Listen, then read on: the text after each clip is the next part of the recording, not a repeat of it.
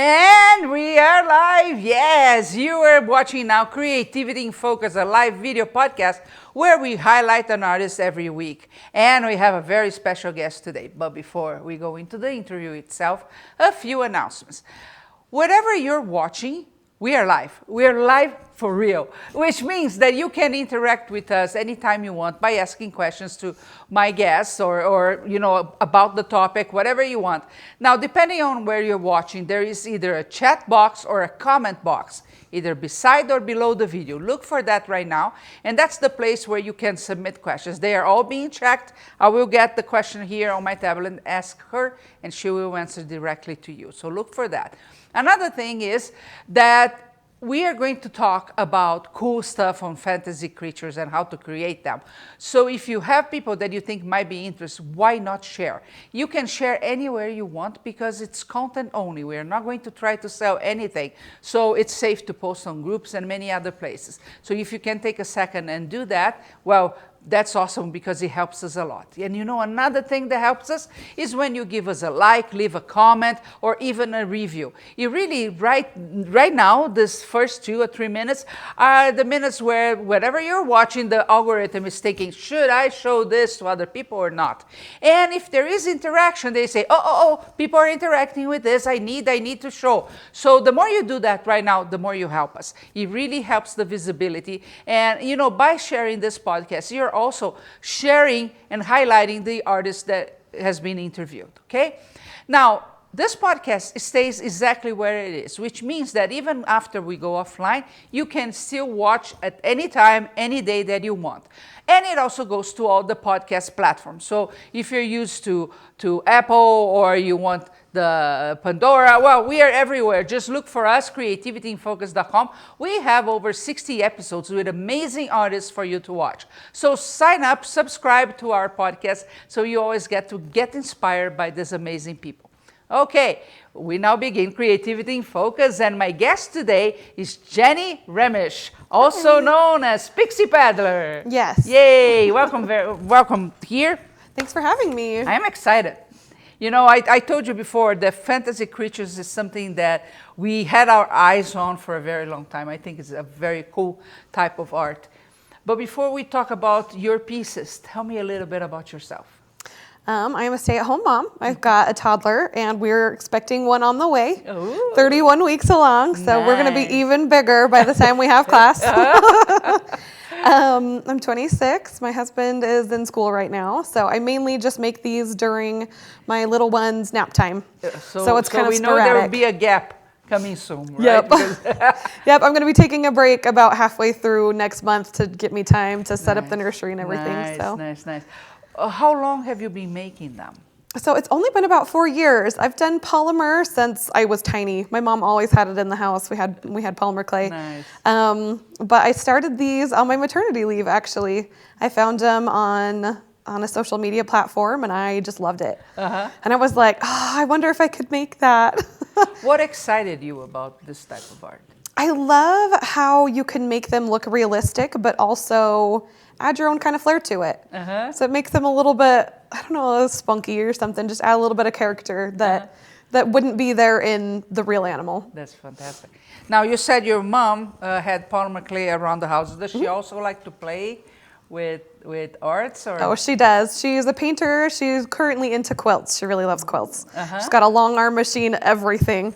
Nice, serious business. Oh yeah, but we always had polymer clay and we always had painting supplies, so we could do it whenever it suited our fancy when we were growing up.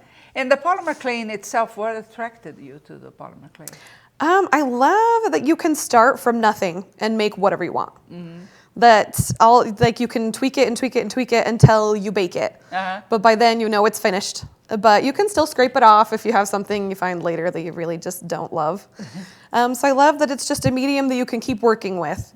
Because like with stone or some other materials, you don't get that quality. Yeah. Once you're done, and you can't mess with it anymore. And I really love that you can just keep tweaking it and make it what you want. That's cool. I want to give a good look at all the pieces that she has so you guys can really get inspired and think, ooh, I could be making this too. And here are a few. And we are going to go and talk about each one of these And remember, we are live because if you have questions, if you want to know something about Pixie sculpting and even business, well, best thing to do is just send a message either on the comment box or the chat box that you have close to your video. Okay, so you started, and you don't happen to have the very first piece you made, just to have an idea. I don't. Was it? He was a little ferret, actually. Uh-huh. Well, actually, it was a bird. I did a bird first, and it was just this teeny tiny bird, and it was hardly even posable at all because I had no idea what I was doing. And his name was Aquarius, I believe. Uh-huh. I gotta double check on that.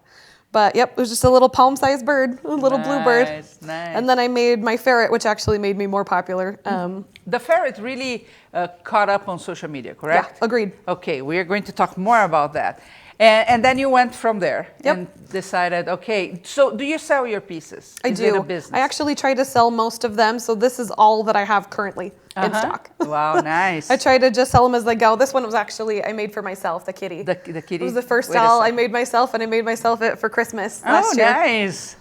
So, Do you have cats at home as well? we do. We have a kitty. He's Okay. black. His name is Knox. That's very cool.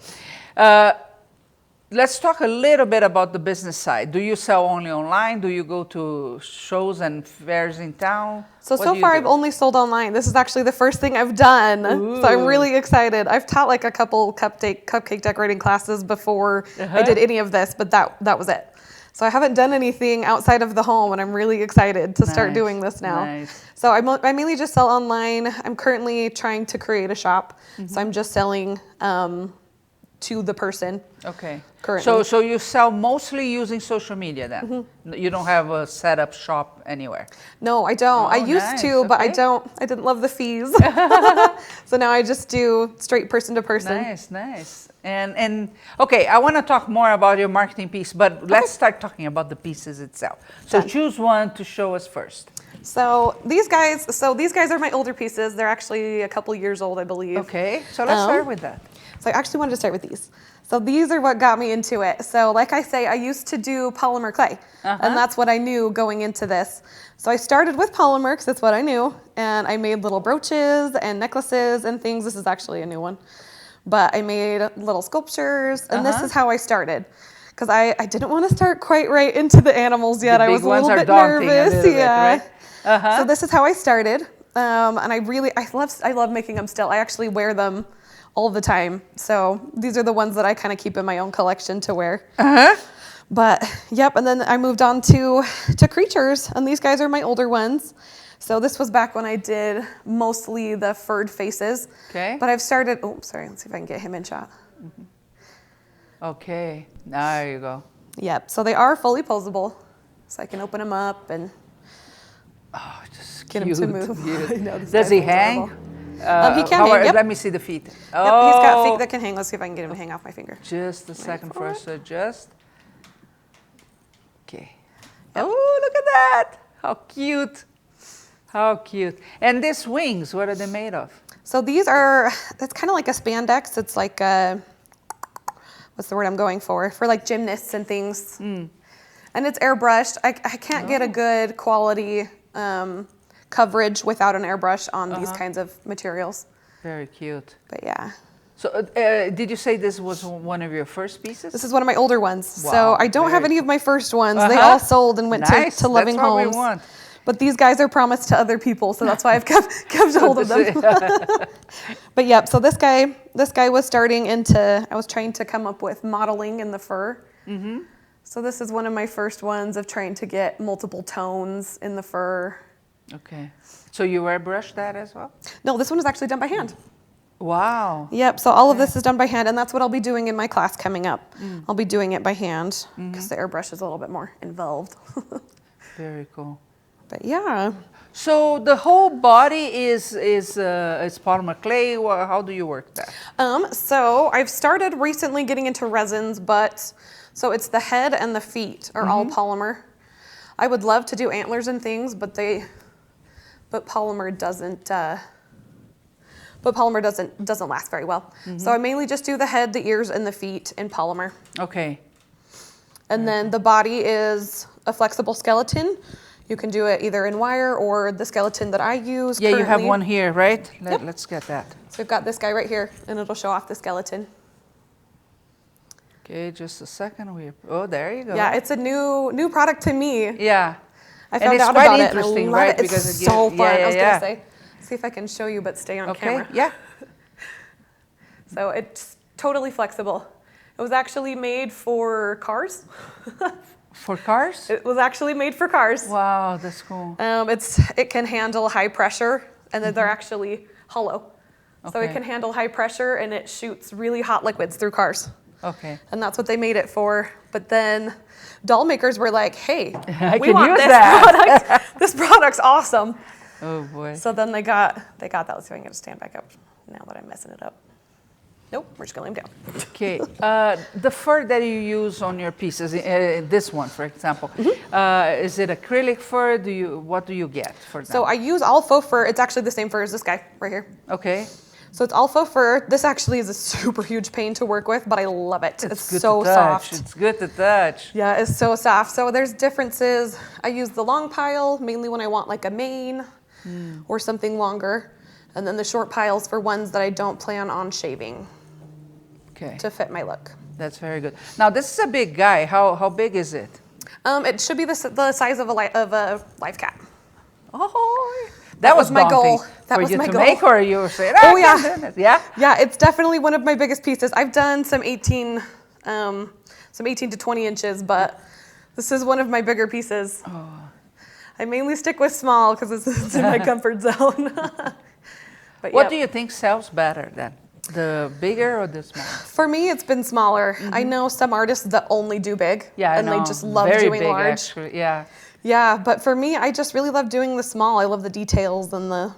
I wonder that too, because what we've seen in the art doll world is that collectors are going smaller. And it makes a lot of sense because people are living in smaller spaces right now, right? Especially big city. We don't have that issue here. I know. Because we have a lot of space and houses are very big. But if you go to California, if you go to New York, you're going to see that the spaces are getting smaller. So it makes sense that to collect, when you're collecting bigger pieces, becomes an issue very fast. Less space. That's Which also, is not good for business. I know, right? That's why I try not to keep a hold of any of my dolls because we just live in a little 2-bedroom apartment. Yeah. And I only have space for so many, and then I've got to get them gone, kind of thing. Well, that's a common problem with artists, I think, because the same. I like to make my stuff, and I do dabble in different arenas. But the fact is, after they're done, I actually lose interest in the piece, and there's not enough space for them. Yep. So even if you think, oh, I don't care if I sell. A lot of people are like that. I like selling. I don't have an issue. But I cannot. I don't want to sell or whatever. Well, what happens then? You run out of space, right? And that's not very fun. Okay, next piece. The bird. I think that's a fabulous He's my piece. newest one. So I wanted to show off his little outfit. He's got a little like traveler's vest and his little wand staff. That's a better word. But he's got a new flexible polymer, and I'm going to show this off a little bit in class. Let's go. Yeah, look at this. So Do it he's again. got poseable toes right here. So you do have wire under. There is a wire inside. And it just follows the wire. Yep, it just follows the wire. There are definitely Have you tested tricks. if it doesn't break after a while? Yes, I have. And I actually, the thicker you go, the more easily it breaks. So I'm going to show some tips and tricks when I do my class as well. So anybody who wants to get started in this new clay will have a really good handle on how to do it. I heard that it is a little different than all the others when you're thinking about I also curing. did his Oh, tail the feathers for the tails. So, yep, his tail feathers are also. The wires I did a little bit higher, but yeah. Kaipea is asking what airbrush you're using. It's actually a cake decorating one. I bought it to do cakes out of my home, and then I was like, I have 2 airbrush nozzles. Why not use it for both? Okay, so just a normal airbrush. So it's actually quite large. Because I know they can get extremely expensive. Yep. Right? So mine was actually super cheap. It was like one of the cheapest models you could get on Amazon. Sorry, I didn't mean to say a brand name. So it was one of the cheapest models I could get, but it's actually quite large. Nice. So it's very much like I wait to airbrush till the end of the week and then airbrush multiple at a time because it's a process to get it out. That's very cool. Thank you, Kaipea, for your question. And if you guys have any questions, send it over because Yes, please we do. want I to love get questions. Before I move to the next one, the airbrush part, did you take courses or it was So trial as a and cake error? decorator. You did what? As a cake decorator, I used it all the time. It was Look my at that. go-to thing. I loved it. So I was a cake decorator for I think it was about 6 years before I went on maternity leave and did this. And so airbrush is what I knew. And so Nice. when I got into the hobby, I was like, all right, airbrush, that's what we're going for. We're just gonna start So there. it was a piece of cake for you to transition. Just a piece that. of cake for me. Oh, no pun intended. Niger is saying, I'm so excited. What's your favorite piece that you have ever made? Oh, that's a tough one. Currently, it is this guy. Yeah, talk more about the ferrets. He was supposed to be for sale a couple weeks ago, and I just couldn't do it. He's been special to me, so I've been keeping him, and it actually worked out great for this because we've been able to have him for the videos. So he's my newest one. Actually, this guy is, but this guy was a couple weeks ago, and I just really love him. I love putting spots on their noses and just giving them some character. And this guy just turned out exactly how I wanted. You made a few ferrets, correct? Yes. Yep, it's definitely what broke me into the art dolls. What do you think? You told me once we were talking to each other that it was actually what caught fire for you on social media, which, is the weak link of a lot of people, right? Social media seems very easy and very cheap, and it's neither. So tell me what happened with the ferrets. What was the thing? Or you just happened in and said, oh gosh, I think people like ferrets. Kind of like that. Oh, really? So the first fur I ever got, I got a white fur because I was like, all right, I can do a lot with this. So I got a white fur and it had some gray tips on it. And I was like, wow, a lot of ferrets I've seen have kind of fur like this. So I was like, I'll just make a ferret. And it was the second doll I'd ever made, and I made it, and I just got the most darling pictures with him. And he just turned out so cute and had the cutest little face for pictures. And I joined a couple groups through the social media platforms, and they just loved him. Everybody was like, oh my gosh, this is the cutest thing I've ever seen. And I gave him some character, I gave him some horns and made some differences. I gave him some armor because I've loved doing that. And everybody was just so excited, and they just wanted to see more and more. And then I got custom orders for ferrets. So people were asking me to make the ferrets that they own or ferrets that have passed away, and I did memorial ferrets and things. Really? I do. So with my memorial ones too, I actually send a little tag that I use one of their feet to make an impression, and I make a little necklace out of it, out of polymer, and send it with the doll. So they have the little name carved in it, and it's got the little paw print for their memorial ferrets. So, but yeah, has it happened more than once, the memorial ferret? Yep, I've made probably at least 15 at this point. They're really common, and I was kind of surprised when I first started, but everybody wants that little piece, of them still. For sure. Yeah. For a very brief period of time, I was making, so I would, I don't know how to say it, but make the paw of the dog in silver. Yeah. Right? And I had some orders. They were all for, the dog was either, well, most of them were about to die or something like that. So I would have to send the kit really fast so they could make the imprints into me. And then and I would cast in silver. And I stopped because I was having a hard time. I mean, for me, animals are very, very, very important. And I couldn't deal with other people suffering. Even though, at the end I was providing them a memory. But I said, no, that's not the kind of business I can do it, because it's me, not them. Not what they're going for. It's nice. I was gonna say, I've had the opposite effect. With me, I'm kind of bringing them back to life. Yeah. And so it's been really great for me. And if you ever want a memorial doll, I ask for pictures, as many as I can get, of your animal, because then I kind of get a little personality of them, and I'll put it in there somehow if I can make it, and I'll add it to that. And I really love that. And I love hearing back from people that, like, their family ask them, like, they're like, oh, we thought they passed away, but they're right there on your shelf. And it's like, it just really warms my heart. And I'm like, oh, I'm so glad I got that so close. I'm impressed about so many ferrets, though. Right? You would think most people have dogs and cats. Right? So, yeah. I know, it got me off the ground. Were there other animals that you had to do as a memorial piece, or just ferrets so far? Mostly just ferrets. Yeah, I've done a lot of ferrets. I've done, let's see, I think I did a couple dogs and maybe a kitty, but mostly ferrets so far. Okay. Yep. Taylor is saying, and I think you know him, the bird was named Aqualo, the aquamarine that's swallow. Right. Yeah. That's my husband, by the way. Helen Dorn wants to know, are the eyes glass? So some are and some aren't. I've done a little bit of both. So these guys both have glass eyes. This is a resin This is resin, and I've put them in. And This is one adorable, is by the polymer way. with it. Right. So this one is resin. I interrupted you. Yep, so this one's resin, and the eyes are put in. You can either cast them in or add them later. And then this guy is polymer with the glass. Okay, give us a second. Yeah. Oh, you're totally fine. Uh-huh. So this is glass. Yep, so these are all glass, but then these new guys are not. So these two are not, and none of my dragon busts are. So you're using what now? He's glass, sorry. Glass, okay. The lion is on the screen. But these two, the ferret and the bird, are both Resin. resin. Yep, and then And painted, you're making painted the after eyes the fact. yourself, or you're buying? So I make everything from scratch. So the eyes too, I get the blank Like a cabochons. good Utah girl, right? I know. I do make everything from scratch. So I get the blank cabochons, and you can either paint the back, which is a huge pain, or you can paint the paper and then adhere it and then stick it in.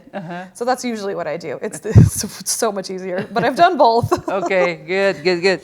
Lastly, can you give me your top 3 tips for using faux fur with polymer? Yes. So there is a glue that you want to get. It's a fabric adhesive. It is the best. I will probably have them included somewhere. The brand name, it's the best. And it's the only thing that works with adhering faux fur to polymer clay that I found. It also works with resin. Resin's a little bit trickier. I do a different sealing process with resin than I do with polymer, just because it's a trickier medium. So that's definitely one. I do the second, know what fur you're getting. So this guy, I love this fur.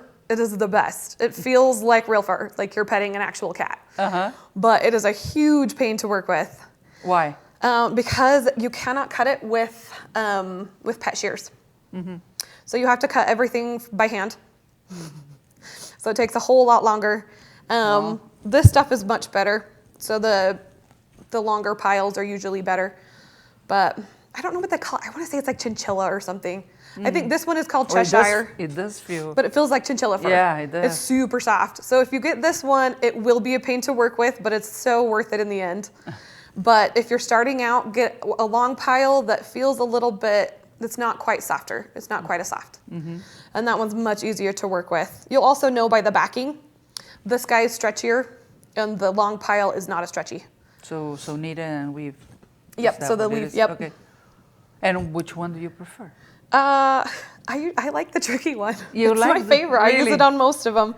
I use both, and so it really just depends on the doll. And I'll even incorporate both. This guy's got both.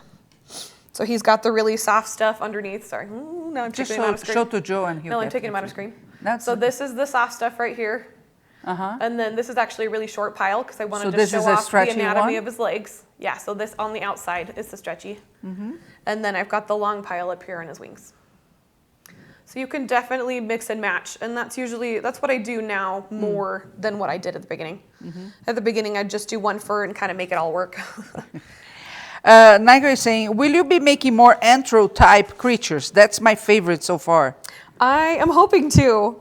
I would really love to do like ancient gods. So do like Egypt and some fun ones like that. So that's my goal for probably the end of the year, is to get some more anther ones out. That's very cool. A lot of armatures too. And Yep. Yep, very nice. I want to do human hands too. I'm hoping to conquer that this year. Oh, cool. But do you plan to stick with animals or? Yeah, they'll still be animals. Okay. So the whole body will be, but they'll have hands so hands they can that like are- hold things and Very do cool. stuff. Ken is asking, what is your favorite type of thing to sculpt?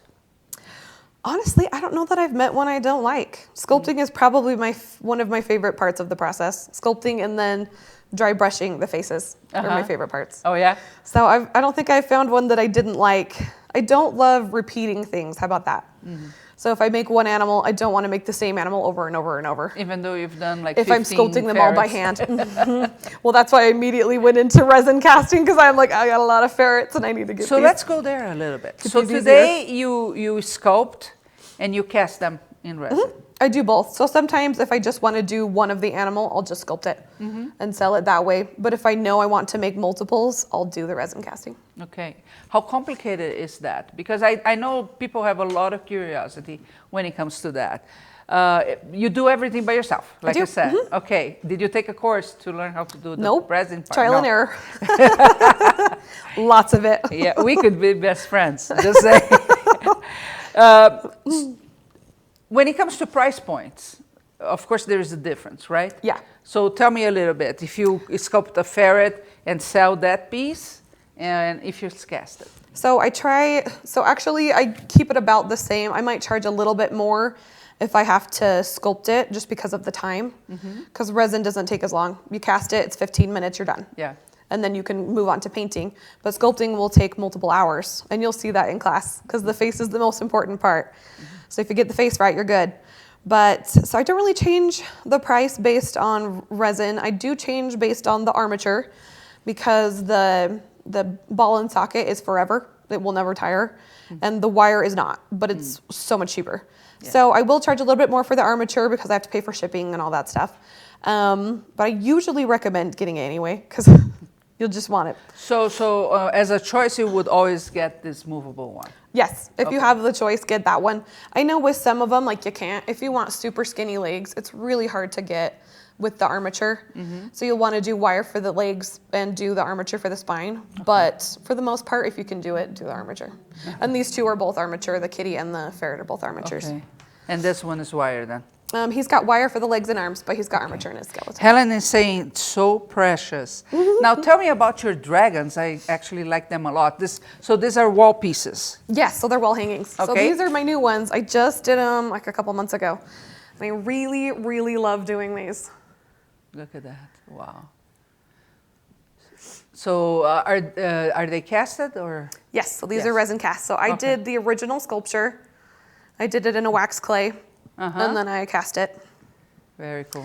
And then these are all hand painted by me. I was going to show this one too. Also with the airbrush? Or did you? No, I hand paint these ones. Oh, look, this is my favorite. Woohoo. Look at that. He's super fiery. The side. Nice.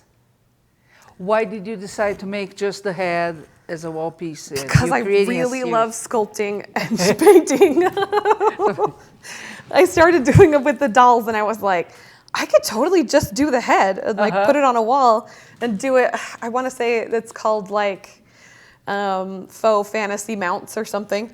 So it's like trophy mounts, like deer heads and stuff, but you make them for dragons. And I've seen a couple done, but I'm actually hoping to branch out into my other dolls too and do their heads. Yeah. So just do them as little. Have you sold any of that type yet? I haven't yet because they're brand new. They're brand new. So I just did them. And I wanted to save them for this now that I knew it was coming up. So I wanted to make sure that I had some examples to show. That's very cool. I love them, and I think they're.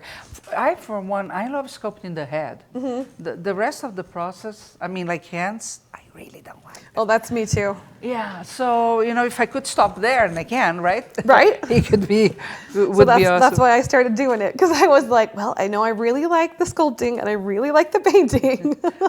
But the rest, not so much, the right? Rest, it's all hit or miss. Kaipe is asking, what's the most ambitious piece you'd like to make? I really want to make a life-size fox. It's been on my bucket list for a really long time. But I want to do it right the first time. Oh, why? Why? Because like I say, everything's been trial and error so far. And if I'm going to make something that large, I want to make sure I do it right. And I don't want to have to take it apart 20 times as I'm going through, especially on that scale. I'm like, with these smaller ones, it's easier because if you mess up, you can fix it pretty easily. But on bigger ones, like this guy, I didn't realize how heavy the head would be on the cat. And it's even a hollow cast, which I am going to show as a bonus course. Okay. Is how I did the hollow casting. But yeah, even with the hollow cast, the head is so heavy. So I didn't realize that with the armature. Yeah. And I had to get a bigger size. And they only have so many sizes for the armature. And so I was like, oh, dang it, I've got to order the bigger size for this guy because it is not going to hold him up. It did, but then after a while, the little head would start to sink. So, yeah, so I had to get the bigger size for that one. So that was the tricky part for me. So I'm just like worried I won't have the right supplies or won't know how to get it quite right. So about the how heavy it is, have you ever considered, for example, the air dry clay instead, since it's lighter? I haven't. I've heard a lot of good things, and I've actually done slush casting with the resin, and that works really well. But I don't love it for long term, I guess. So I wanted to find a good mix. And so this one with the hollow casting actually did fairly well. Very well.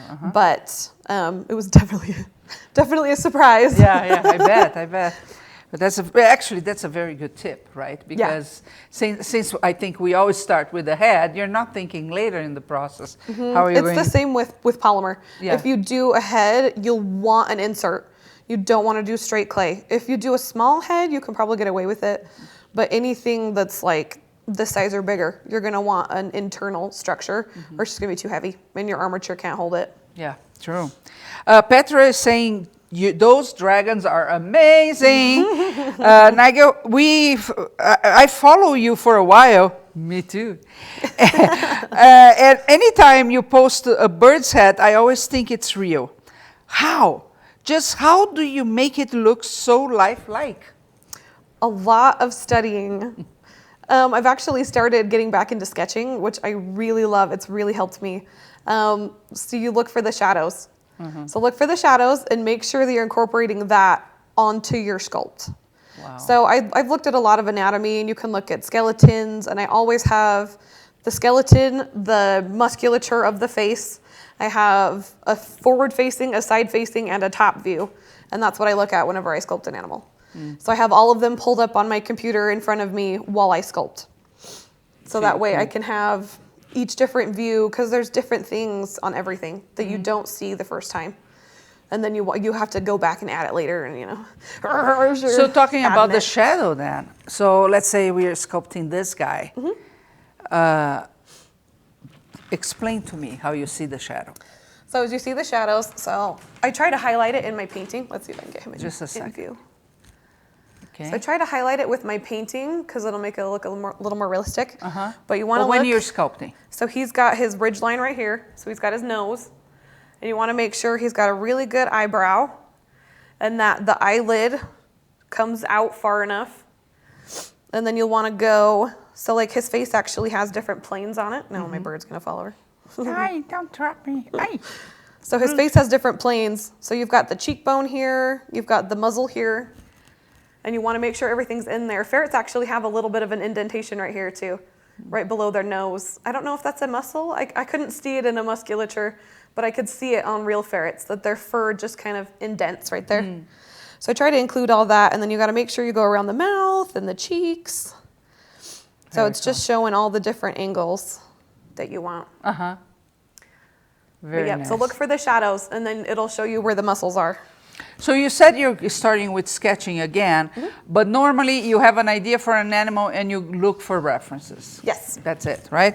I will look up. That's it. So simple. Right. I'll look up their sizes, so I'll see how tall they are at the shoulders and how long they are from nose to bum.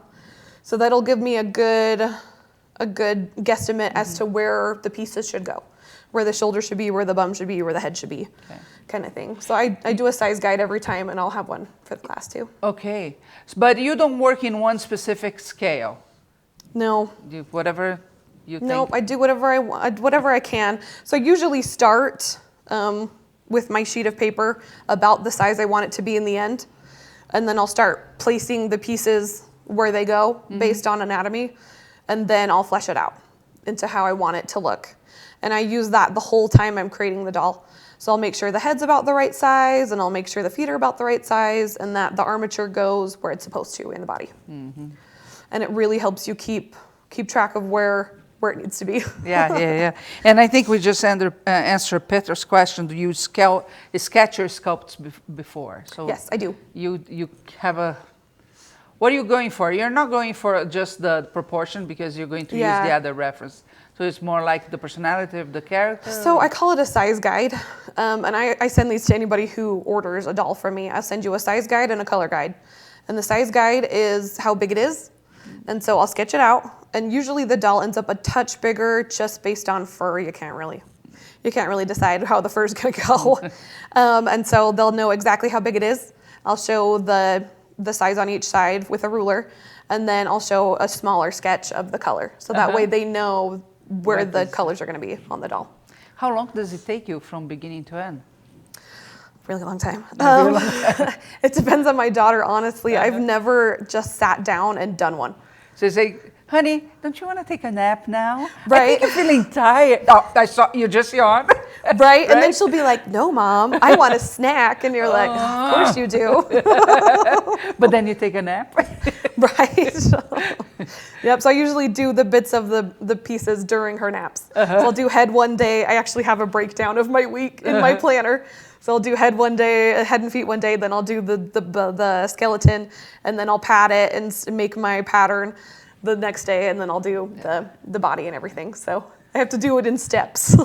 Well, you know, I do think it's one of the best skills, you know, learning how to manage your time, because it is very difficult for most people, right? And whoever had a chance to be a parent, they understand that if they don't manage time, it's just chaos. You don't do it at all. We were actually interviewing some people for a place here at Curious Mondo, and one of the ladies that wrote to us said she had a family of 8. And then she said, so if I can manage 8 people in the same environment, right, I can do this. And I said, man, that is the perfect answer. That's true. Right? Because it takes a lot. It's not easy. I mean, you're about to have another baby, so there's a lot of interruption. There is a lot of non-sleeping time for you. Oh, yeah. And you're still trying to run your business with that and, you know, fulfilling your passion in the whole process. So I was going to say, I've needed it as a sanity break. Because you can only go so long without needing the actual just sitting down and doing something for yourself. That's why I'm actually really excited for the class to see exactly how long it'll take me without interruptions. You might not be used to say, can anybody cry for me or ask for a snack, please? Joe will ask for a snack anytime. Hear the monitor go off and be like, shoot, okay, 3 minutes, done. Yeah. What can I get done? So my pieces, they take about 5 or 7 minutes without any children. I would say it would be at least 14 hours per doll. I don't count the clothing or anything either, because I do that afterwards and kind of base it on their personality as to what I want to do. So, Leslie, how much would you price the wall plaque? The wall plaques? Yes. So they're actually not a ton, because my resin, I've gotten it to go pretty cheaply. So I price these about $100, I believe, but plus shipping to you, because shipping is crazy now. And the cost to cast that is very low, right? Yep, the price to cast is low. And the painting only takes me a couple hours. So I try to keep these ones lower. I'm trying to do different price points for my followers, because I know not everybody can afford a full doll, and I want to kind of give them a little piece of me. Yeah, but still be able to afford their life. Petra, do you keep a journal with all of your sketches? Would love to see that sometime. I do. Nice. I do. I have a booklet. And it's got my color guides if I don't send it off with the doll, and it's got all of my size sketches. And if I do a doll that's the same that I've done before, I'll pull it out and use that same one. If it's still current, like if I've gotten better, I'll redo it. But yep, I save my patterns too, even though I haven't really reused much of them. Right. Yeah, but you never know. Right? Yep. Yeah. Ken, what is your ultimate goal as an artist sculptor? To be proud of my work every time. To get to that point where Does it happen often where you to finish. you, I'm getting there. I'm getting there. I'm getting to the point where I'm liking all of them. At the beginning, you don't, and you're like, I'm just getting through it. It's just making it to get it done, and you like it after a little while, but you remember all of the pain and the heartache as you're making it. But now I've gotten to a point where I kind of know what I'm doing now, and I've gotten all the frustrating parts out. There's still trial and error, and there's still new things I want to try, but now I'm getting to the point where I enjoy the full process instead of getting ticked at different times. Power to you. I plan a pity party right after I finish anything. It's not good. I don't like it. I don't have any talent. Right. Well, first of all, the other day, actually yesterday it also happened. I'm looking on Pinterest or some place like that, and I see my stuff. And I said, I've seen that before. Wait a minute, I did that. Wow, I did that. But I always have a pity party when the pieces. And yesterday I found one that I was actually stolen, the picture. Oh, no. And I said, man, I must be becoming famous now. This is good. Other people want to be like me. They're saying they're doing this. The picture had the neck of my daughter and everything, so impossible not to be my piece. You're like, that one's definitely mine. Whatever.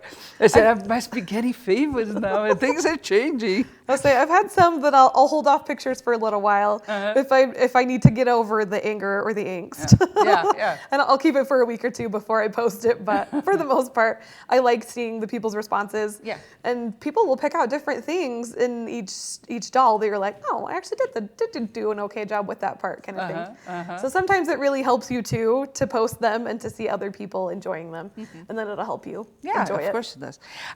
Nigel, what all will be covered in your class? That was my next question.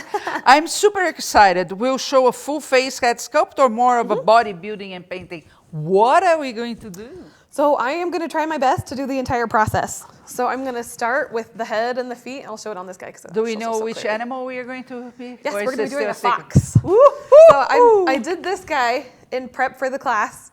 So I'm going to make a couple foxes. So I'll have examples when I come in. Okay. So I made this guy in prep for class. So I'm really excited. I'm going to make some fun foxes. And it'll show you guys like the differences you can do in the dolls. Okay. So I'll probably do a couple with horns and wings and stuff. So I'll show the differences you can add to your dolls. But so I'm going to sculpt a fox. So it won't be a resin cast one. So I'll sculpt it in class.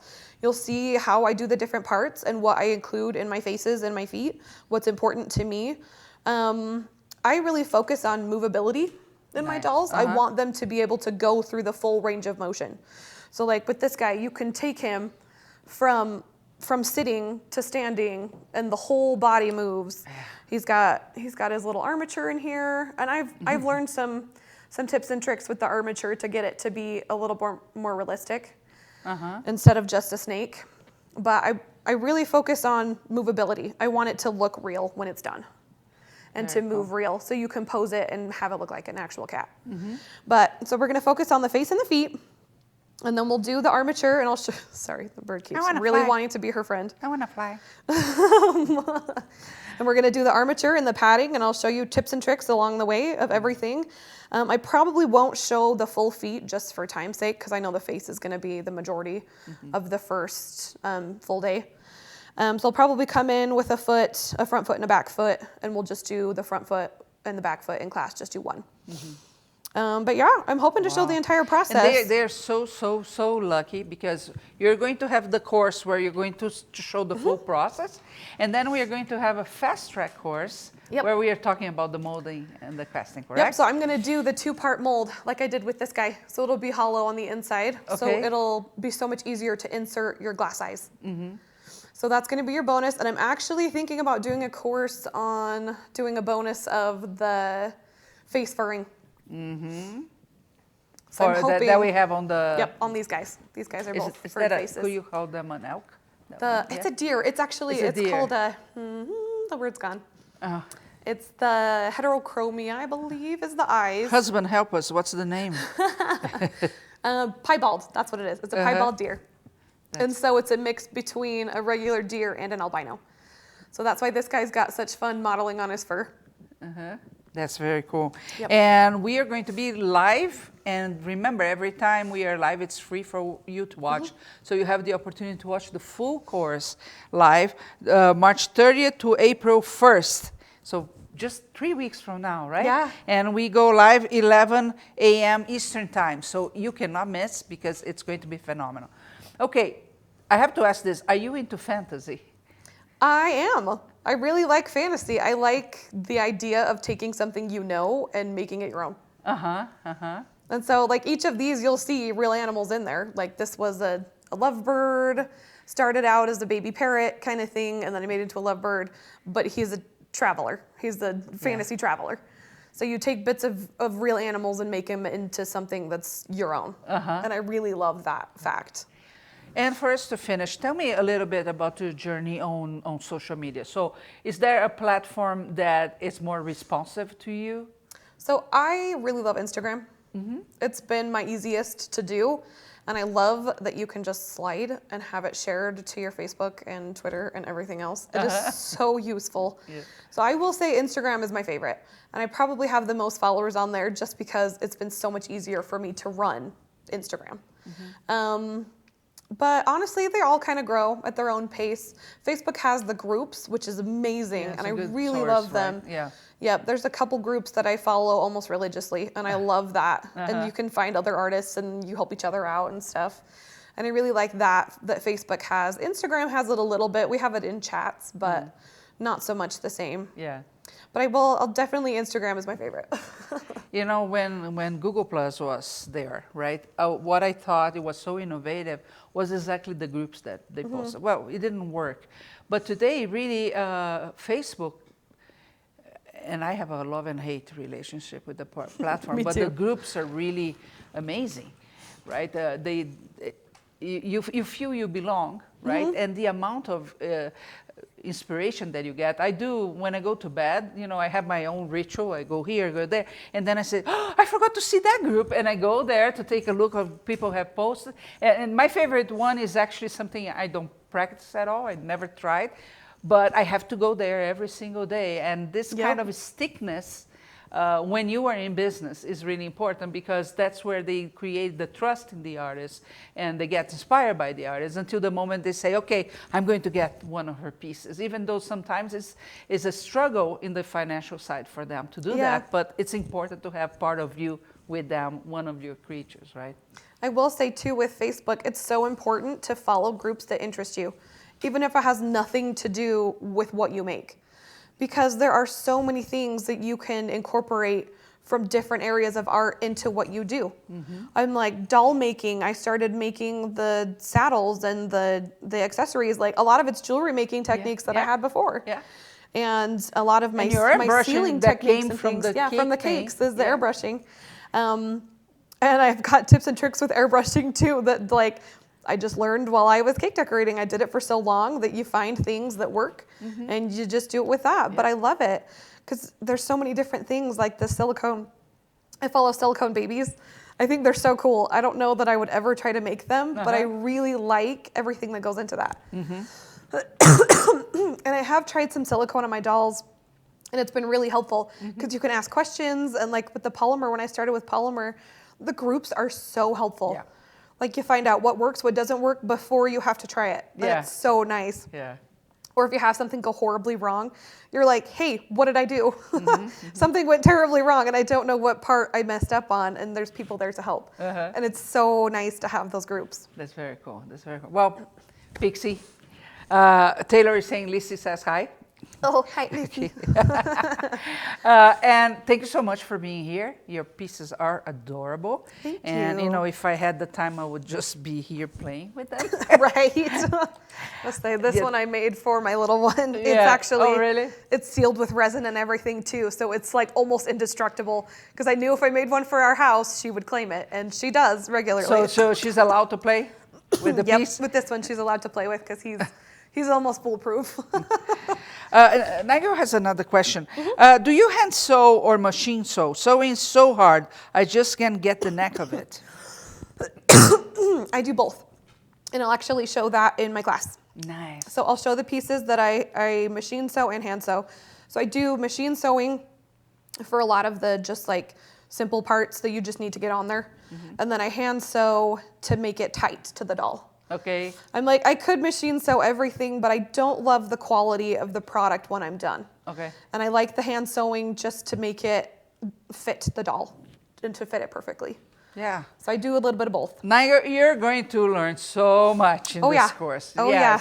We don't leave any stone unturned. No, right? and I really am. I'm covering most of the techniques I learned. I told you before. You know, I think I met you in social media first, right? Yep, you did. It was social media that brought us together. So you see a powerful marketing instrument.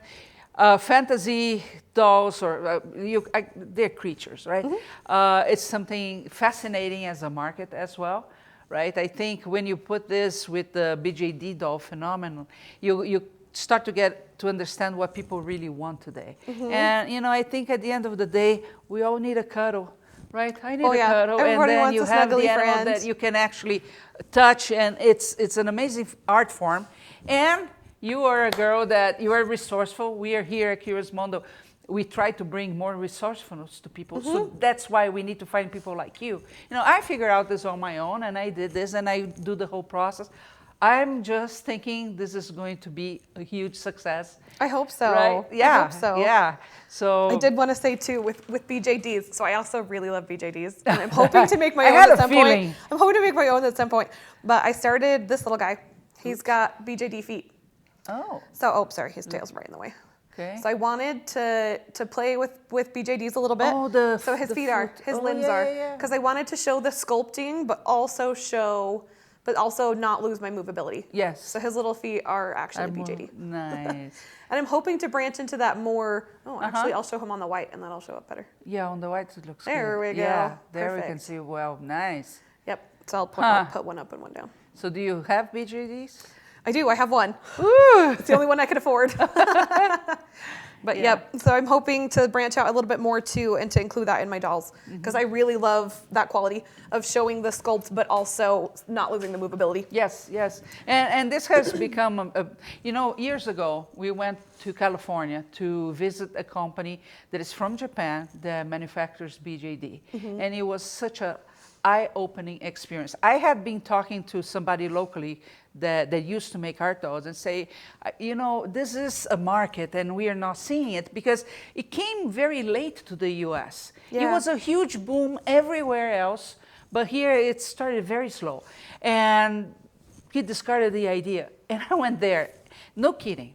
They only open 2 days a week because all the other days they're fulfilling online orders, right? And you get there and there are all these dolls that don't have eyes or hair or anything. Yep. They're freaky. The cheapest one, I think, started at $1,500, and this was years ago, right? And I see this mama girl coming, and the girl was a teenager, and she came with one doll that she had, and politely they said she couldn't go inside the store with another brand of doll, and she had to Yeah. take to the car, right? But they were there for hours, spending money. And I wish that person was here right now. Right? Because sometimes we are not aware of a market, right? And we discard the idea. And we see something similar in the fantasy creatures because you have amazing artists out there. But when you talk here, people, nah.